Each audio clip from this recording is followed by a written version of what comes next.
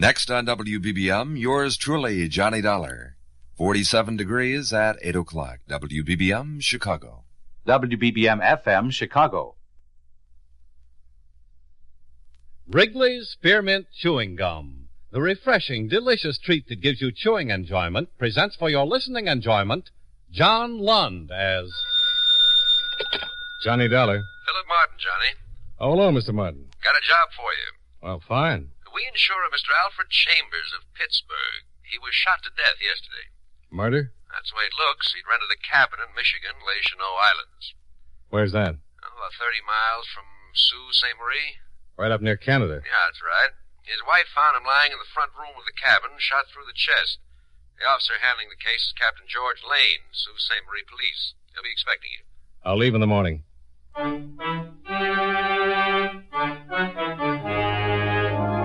the makers of Wrigley's Spearmint Chewing Gum bring you John Lund in another adventure of the man with the action-packed expense account, America's fabulous freelance insurance investigator. Yours truly, Johnny Dollar.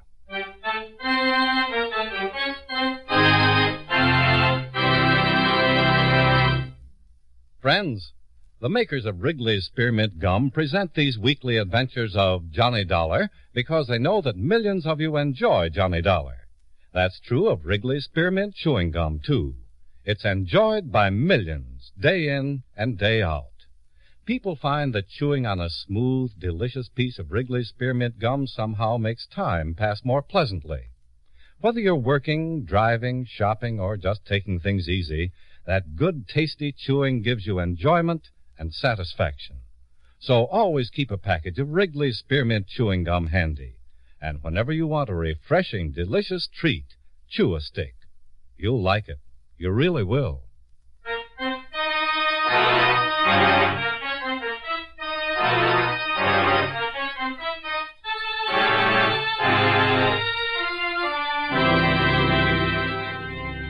Expense account submitted by Special Investigator Johnny Dollar to Home Office, Columbia All Risk Insurance Company, Hartford, Connecticut. The following is an accounting of expenditures during my investigation of the Alfred Chambers matter. Expense account item 1, $45.95, plane fare and incidentals between Hartford, Connecticut and Sault Ste. Marie, Michigan. Expense account item 2, 75 cents, cab fare to the local police station, where I introduced myself to Captain George Lane. Sit down, Mr. Dollar. Oh, thanks. Mr. Martin from your company called, told me to expect you. How can I help? Well, to begin with, you can fill me in on the details. Sure. You ever been to the Snows? The Snows? Les Cheneaux Islands. Oh, no. Well, there are a whole group of islands on the fringe of Lake Huron. Les Cheneaux means the channels. It's somewhat of a resort now, but very exclusive. People who go to the Snows have been coming up for years. They own homes on various islands, and altogether a very respectable community. Alfred Chambers rented the Forester cabin. It's one of the islands furthermost from the mainland, about 2 miles, I'd say. He spent 3 days in the Snows, and then his wife arrived from Pittsburgh. Mr. Schoenberg, fellow has a boat rental service, took her out to the island, and she found her husband lying in the living room, dead, shot through the chest. Any suspects? Not a one. Mrs. Chambers told me she'd separated from her husband about a week before he'd come to the Snows, but she couldn't have killed him. Schoenberg was with her all the time. And according to the coroner, Chambers had been dead for about 14 hours. Until the investigation's cleared up, I've been making my headquarters at the hotel at the Snows. I just came in to get the coroner's report. I was going back this afternoon if you'd care to come along. Yeah, I'd like to.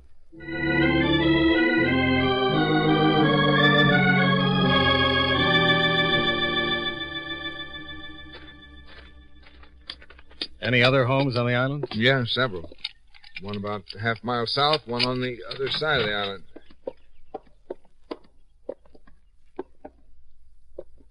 This is where Mrs. Chambers found her husband. Mm-hmm. Lying on his face. The front door was open. He wasn't shot inside the cabin. He wasn't? If you didn't notice when we came in, there was some blood leading up the front steps. See? You can see where it trails in here. Staggered in from outside, Yeah. huh? No electricity in the house. No, Coleman lamps. Other 2 homes on the island have electricity and phones. But this place is nearly 60 years old. The owners never bothered to equip it with any modern conveniences. How did Chambers get to and from the mainland? Boat. Rented a boat from Schoenberg. When the coroner examined him, he noticed that his shoes were still damp. Later examination showed he'd been in the water, fully clothed. It's funny. I think he was shot probably while he was out on the dock. Fell in the water and waded to shore. You say he'd been dead about 14 hours. That's right. Make it about 5 in the evening when he was shot. What time does it get dark? Oh, up here this time of year, it doesn't get dark till about 9 o'clock. Twilight.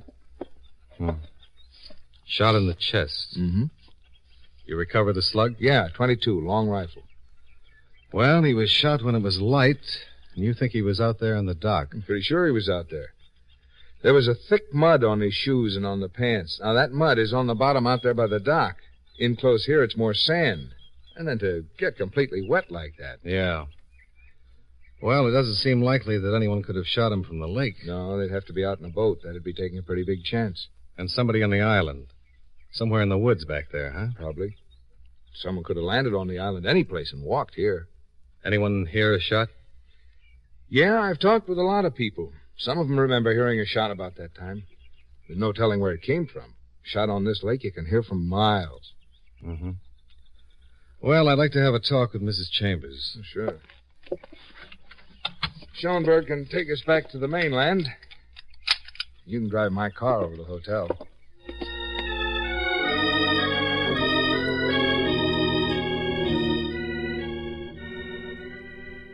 Come in, Mr. Dollar. I hope I'm not disturbing you, Mrs. Chambers. No, not at all. Won't you sit down? Oh, thanks. Oh, it's a beautiful view. Yes, isn't it? Is this your first time up here? Yes, it is. Mine, too. You're an insurance investigator. Yes. My company covers both you and your husband. Well, Mr. Dollar, just how can I help you? Answer some questions. I know it's tough at this time. Well, I'll be glad to tell you anything I can. Captain Lane said that you and Mr. Chambers had separated. Yes, that's correct. May I ask why? Is it absolutely necessary? Your husband's been killed, Mrs. Chambers. Your separation might mean nothing, and then again...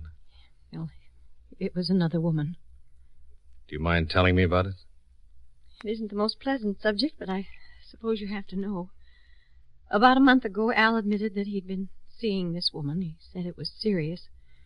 We argued. It was a rather nasty argument. We considered separation then, but because of the publicity, we held off. Your husband was in the steel business, wasn't he? Yes. And we have 2 children. Things like this happen all the time, I guess. And I can understand. I saw the girl one night. She's very attractive. Quite young. I think Al told me she was in her last year in college. What's her name? Oh, I don't think it was her fault. She's young, and my husband was certainly a very attractive man. I don't think it was either of their faults, really. Things like that happen. It would be a shame to involve her now. She's already involved. This looks like murder. Anyone connected with your husband is involved. What's her name? Jane Elkins. I've never met her, but my husband told me she's a lovely girl, from a fine family. A week ago, I wouldn't have cared whether or not she was involved in a scandal, but now... Oh, certainly I've suffered enough, and it'll be a terrible thing for my children. I thought a lot about the girl after I found Al. I hoped that perhaps she might be spared. She lives in Pittsburgh? Yes. Your husband left Pittsburgh when? A week ago today. He decided to take his vacation alone, think things over. Why did you come up here? Well, I thought things over too, Mr. Dollar. I decided to give Al his freedom. I talked with our lawyer, and he suggested I have one more talk with Al. I left the next morning. Did you tell your husband you were coming up? No. There was no way of reaching him. There's no phone on the island. The letter would have gotten here after I did. So you just packed and came up, huh? Yes. I only packed one bag. I wasn't planning on staying. When did you leave Pittsburgh? The morning of the 18th. You arrived the next morning? Oh, I arrived at the Sioux that night. I came to the Snows the next morning. You've never been here before. No. How did you know how to find the cabin where your husband was staying? Well, I simply asked the man who runs the boats. I asked him to take me to the forester's cabin. I see. Can you think of anyone who might want to kill your husband? A week ago, I thought about it. Anyone else? No. My husband was well liked, Mr. Dollar. He was a very respected man. No business troubles? Oh, no. How long has it been since your husband was up here? Oh, well, let's see. He always used to talk about it. He used to tell the children he'd show them pictures. Oh, I guess it's about 10 years ago. Yes, I think it was about that long before we were married. Well, Mrs. Chambers? Oh, must you go? I have to get back to Captain Lane. I've got his car. The captain asked me to stay until he finishes his investigation. Yes. I don't know anyone here. I was hoping you might have dinner with me. There's very good food, a pleasant dining room. Well, thank you very much, Mrs. Chambers, but Excuse me. Yes? Yes. By all means, come right up. Well, I'll be going, Mrs. Chambers. I think you should stay, Mr. Dollar. Hmm? That phone call was from the lobby. It was Miss Jane Elkins.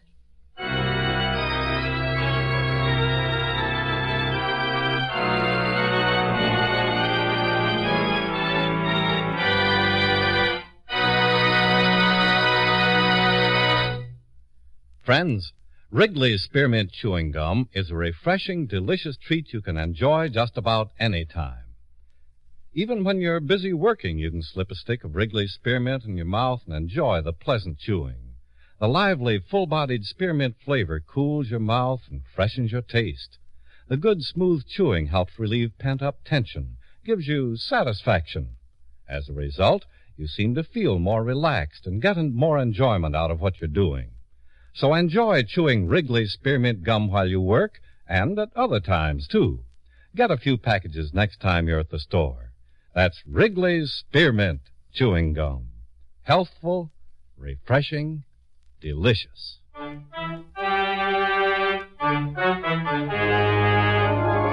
And now, with our star, John Lund, we bring you the second act of Yours Truly, Johnny Dollar.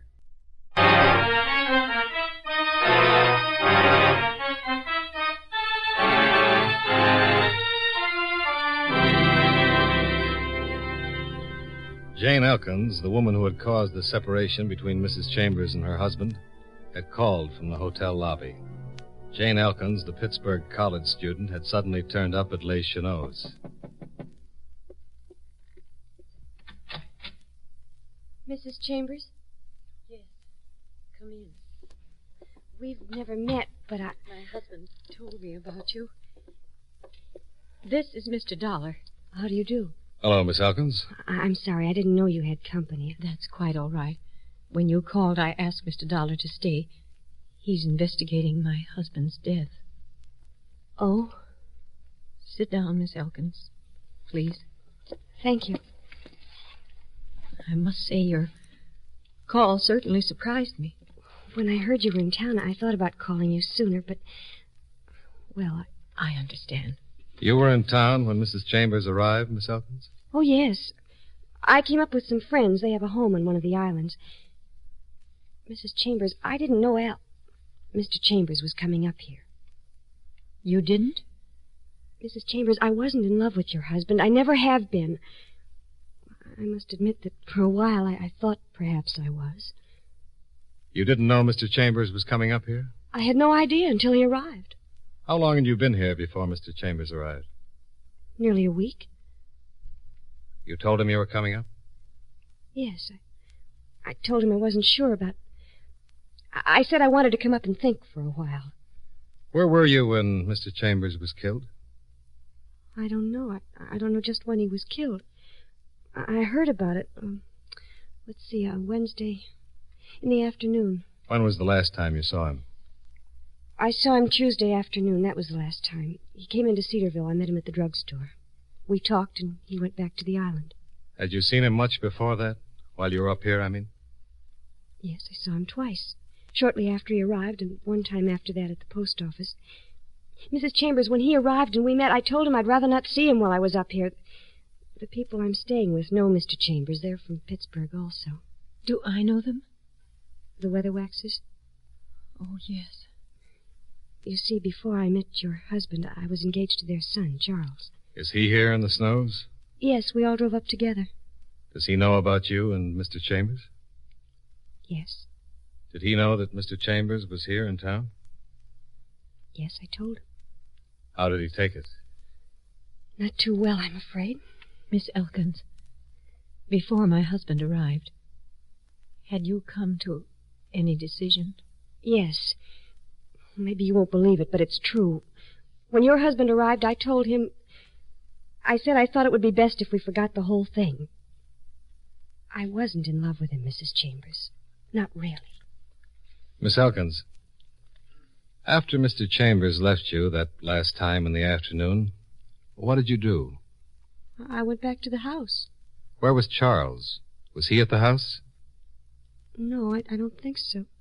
No, he was out. Mr. Dollar, you weren't suggesting... Just a simple question. Where was Charles? He was out in the boat.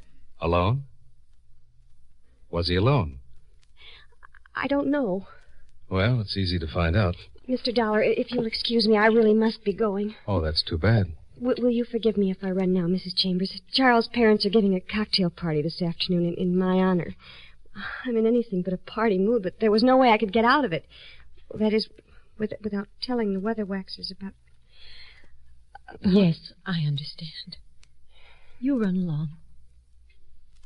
Thank you for coming to see me. Oh, Mrs. Chambers, if I could only tell you how sorry I am about everything. I know. Goodbye, my dear.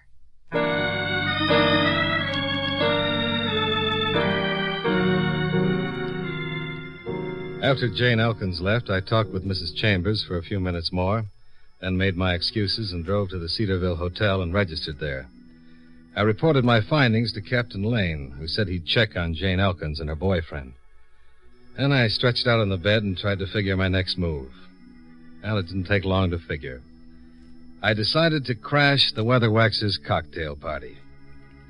Expense account item 3, $1.50, boat rental and Schoenberg services as pilot. We made it in 15 minutes. Schoenberg pulled into a long dock where a veritable armada of small craft were tied up. The party was well underway. The guests were milling around on a long strip of white beach about 50 yards below a huge Georgian house. No one asked to see my invitation, so I grabbed a drink from a passing tray and looked around for Jane Elkins. I spotted her a few yards away talking to a stout, mustached party with a rich bourbon complexion. I stepped briskly up to her side. Jane Elkins, I presume? What? Oh. Jane, I wonder if I could have a word with you. Old man, you won't mind if I steal the guest of honor from you, will you? Mind? I certainly do mind. I wouldn't think it... Say, don't I know you? Aren't you Robinson Plumbing Supply? No, I'm Dollar. Insurance. Oh, insurance? Oh, well, excuse me. I'll see you later, Jane. That always empties the hall in a hurry. What are you doing here? I've got a lot of questions that need answers. I don't want to make a scene, but if you don't leave this instant, I'll have you thrown out. You might as well talk to me as to the police. I'm a lot more sympathetic. The police? Yeah, the police. Now just give me some answers and I'll be on my way. What do you want to know? Well, that's better. What time did your fiancé come back here yesterday? I'm not sure. I think it was around 6:30. Mm-hmm. By the way, could you point him out to me? He's standing over there by the bar, the man in the green jacket. Well, he's a big one, isn't he? Now, Miss Elkins, what time did you return here yesterday? About 4 o'clock? 4 o'clock. You stayed here the rest of the afternoon? Yes. Where were you? Where? Were you in the house? You surely can't think that Take it easy. Charles is heading this way. Please, please go. Oh, not yet. Charles is the man I'd like most to meet. You two seem to be having a fascinating conversation. Mind if I butt in? Oh, butt away, Mr. Weatherwax. My name is Dollar. How do you do, Mr. Dollar? Fine, thank you. If you're through with my hand now, I'd like it back. How's that, Mr. Dollar? I might want to use it again sometime. Oh, sorry. Well, here, you can have it back. Thanks. Now, let me give you a tip. Next time you try that bone-crushing bit, watch out for a left hook. Jane, just who is this little friend of yours? He's not a friend. Oh, no, not a friend. Something much more than that. Much closer. Much warmer. Get out of here, Dollar, or so help me, I'll break you in two. I'll scatter you all over the beach. All right, Mr. Weatherwax. I'll go. You told me what I wanted to know. You're a jealous man and a violent man. The perfect type. What are you talking about? Charles, he's a detective. He's investigating Alfred's death. Oh, why didn't you say so, Dollar? I'm not answering today. I'm asking. For instance, where were you yesterday afternoon? And do you own a .22 rifle? Chambers was killed with a .22. The slug can be traced to the rifle it was fired from. They call it ballistics. Isn't science wonderful? Goodbye, Charles.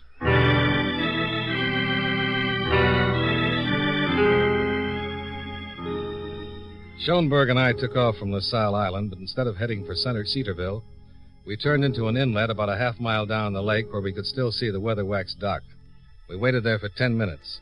Then Charles Weatherwax appeared on the landing. He climbed into a small cruiser and headed south. He cruised to a spot about 300 yards off the shore of Baxter's Island, hove to, stripped down to bathing trunks, put on a pair of underwater goggles, and dived in. He came up seconds later and then submerged once more. I told Schoenberg to pull up to him at top speed. When Charles surfaced again, he saw us bearing down on him and climbed hastily back into the boat. But before he could weigh anchor, we were alongside. Don't leave just yet, Charles. This is a gun in my hand. Yeah, I see it. Spear fishing without a spear, huh? What kind of fish are you after, Charles? All right.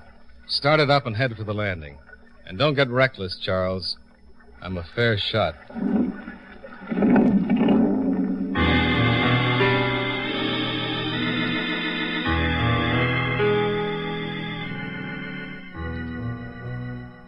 All right, Charles. All ashore that's going ashore. We regret this, Dollar. All right. Let's go up toward the house. We can talk better there. Come on, move, Charles. Move.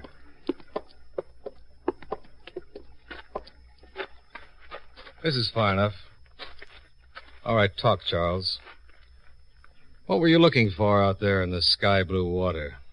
I don't have to tell you anything. If you'd rather talk to Captain Lane, it's all right with me. But why not tell me? It'll look a little better on the record. I didn't kill Chambers, but I was with him when he was killed. Go on. I came over to tell him to stay away from Jane. But Jane said that she'd broken with him that same afternoon. Yeah, but I didn't know that then. We were standing out on the dock, he and I, talking. There was a shot, and he fell in the water. And you just left him there? Well, he was dead. Oh, I'm afraid not. He made it to the cabin. Oh, I thought he was dead. I got panicky. I realized how bad it looked. Ran to my boat and took off. Then I remembered I had a .22 rifle in the cabin. I threw it overboard. Then today you made the crack about ballistics. It came to me what I'd done. I'd thrown away the one piece of evidence that would clear me. So I came back to find it. Well, it's a good story, but I don't buy it. I think you're... You're a big man. He was very fast. He dived at me suddenly in a flying tackle, and I went over backward. I managed to kick loose from his grip, but the gun had been jolted out of my hand. He scooped it up and pointed it at my head. I jumped at him. He went over backward. I went over with him, grabbed the gun from his hand, and then stood up. Much the worse for wear. You're pretty fast, Dollar. Tell me something. Why didn't you fire? You had plenty of time. Why not? Maybe you're just not the shooting type. Maybe that tall story you told was true. It is true. Well, maybe I believe you. The only trouble is, if you didn't kill him, there's a good chance that Jane did. Are you crazy? Oh, I don't think so. Besides you, she's the only person I know of who had both motive and opportunity and no alibi. Oh, you're raving mad. What motive would she have to kill him? She says she told Chambers Tuesday that it was all over between them. She did. She says she did. But suppose it was the other way around. Suppose he jilted her. Ever hear the line about a woman scorned? All right. All right, I killed him. I didn't know that Jane had broken up with him. He got nasty, and I shot him. I see. Where were you when you shot him? I was... What difference does that make? I tell you, I killed him. Take me into the mainland, I'll make a full confession. Okay. If you say so. I say... Hey! That was a rifle shot. Came from over there beyond those trees. Yeah. Come on, let's go, halfback. You first. We ran through the grove of fir trees and came to a little cove not more than 200 yards off. A rowboat was pulled up on the beach, and beside it was a small boy with a .22 rifle. Hi. Hi. What's your name? Jimmy Bishop. What's yours? You live over on Fire Island, don't you? Yeah? What were you shooting at just now? Squirrels. Oh, they're all right to shoot. My father says they're pests. You come here often to shoot? Once in a while. Were you here Tuesday afternoon around 5 o'clock? Yeah, sure. I got 2 squirrels. I'm afraid that wasn't all you got, Sonny.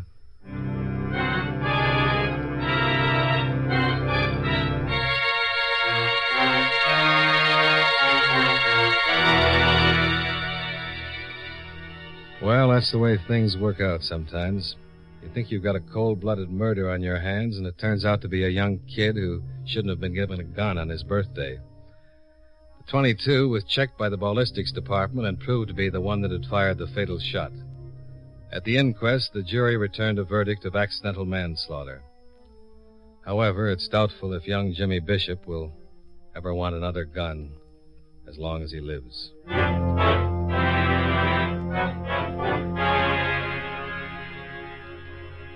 Expense account item 4, $22 for hotel bill and transportation back to the Sioux Airport. Expense account item 5, $43.85, plane fare and incidentals back to Hartford. Expense account total, $114.05.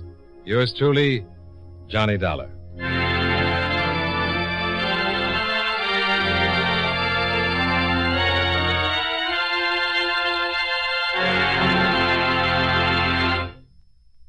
Remember, friends, Wrigley's Spearmint Chewing Gum is a refreshing, delicious treat you can enjoy just about any time.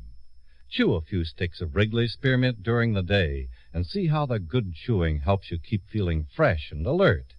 The lively, full-bodied flavor of Wrigley's Spearmint Gum cools your mouth, freshens your taste, and sweetens your breath. The chewing itself gives you a nice little boost, helps you keep going at your best. Millions of people get real chewing enjoyment out of Wrigley's Spearmint Gum every day. And we know that you'll enjoy it, too. Get a few packages and always keep some handy. That's Wrigley's Spearmint Chewing Gum. Healthful, refreshing, delicious.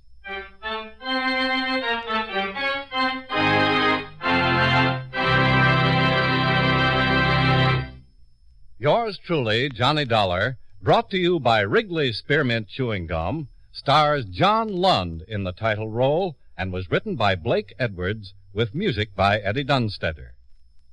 Featured in tonight's cast were Hal March, Marvin Miller, Jeanette Nolan, Jane Webb, and Dick Beals.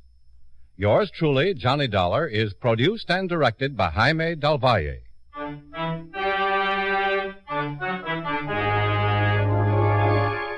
The makers of Wrigley's Spearmint Chewing Gum hope you enjoyed tonight's story of Johnny Dollar and that you're enjoying delicious Wrigley's Spearmint Gum every day. This is Charles Lyon, inviting you to join us again next week at this same time when from Hollywood, John Lund returns as... Yours truly, Johnny Dollar.